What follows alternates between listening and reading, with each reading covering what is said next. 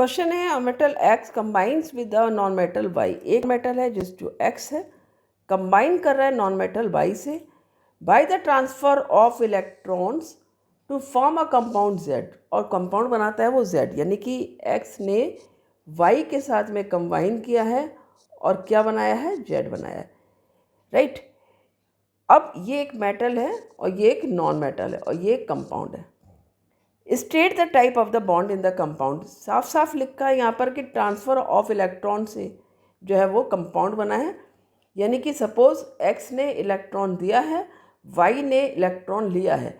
ऐसे केस में जो कंपाउंड्स बनते हैं, तुम्हें पता है ना वो कौन से कंपाउंड होते हैं? Yes, these are the ionic compounds. कौन से कंपाउंड होते हैं ये होते हैं आपके आयनिक कंपाउंड। तो जेड कैसा कंपाउंड है? Z is an ionic compound. और state the type of bond in the compound Z. So Z has ionic bond. कौन से बॉन्ड है इसके बीच में? आयनिक बॉन्ड है, ठीक है। Question 2, what can you say about the melting point and boiling point of the compound Z. अब तुम्हें यहाँ पर कुछ प्रॉपर्टी से रिलेटेड यहाँ पर क्वेश्चन पूछ लिए गए हैं, तो तुम्हें पता ही है कि जो प्रॉपर्टीज़ होती हैं इन कंपाउंड्स की क्या होती हैं। तो यदि हम बात करते हैं बॉइलिंग पॉइंट और मेल्टिंग पॉइंट की जेड के, तो melting point and boiling point of Z will be high. क्यों हाई होंगे? क्योंकि जो आयनिक कंपाउंड होते हैं उनके मेल्टिंग पॉइंट, बॉइलिंग पॉइंट बहुत हाई होते हैं, as ionic compounds have high melting and boiling point, have high melting and boiling point. अच्छा, ये होते क्यों हाई? ये इसलिए हाई होते हैं क्योंकि यहाँ पर आप लिख भी सकते हो, as ionic compounds have high melting point and boiling point to overcome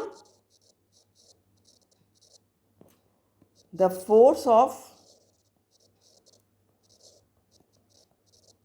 ionic attraction. जो आयंस है ना उनके बीच में जो अट्रैक्शन होता है उस फोर्स को ओवरकम करना पड़ता है इनको, इसलिए इनके जो मेल्टिंग पॉइंट बॉइलिंग पॉइंट होते हैं वो बहुत हाई होते हैं, राइट।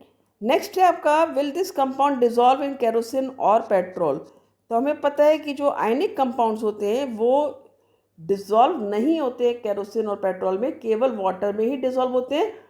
तो जेड भी क्या करेगा? केवल वाटर में डिजॉल्व करेगा। तो no, it will not dissolve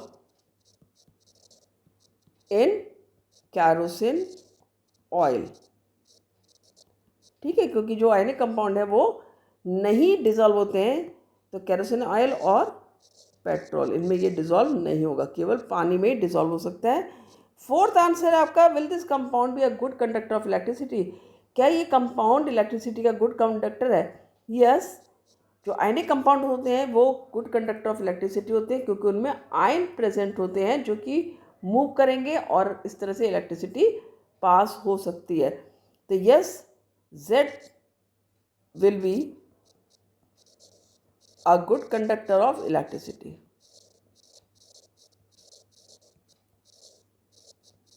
ठीक है, तो ये आपको सारी प्रॉपर्टी हैं जो आपने लिखी है यहाँ पर। किसकी प्रॉपर्टीज है? ये सारी आयनिक कंपाउंड्स की, राइट। इसको आप इस तरह से लिख लेंगे, कंप्लीट कर लेंगे आंसर को। तो बहुत आसान सा क्वेश्चन था, लेकिन थोड़ा सा बच्चों को कई बार लिखने में दिक्कत आती है, इसलिए मैंने सोचा इसको ही बना लेते हैं। तो आई होप अच्छे समझा होगा। मिलते हैं नेक्स्ट वीडियो में। Thank you.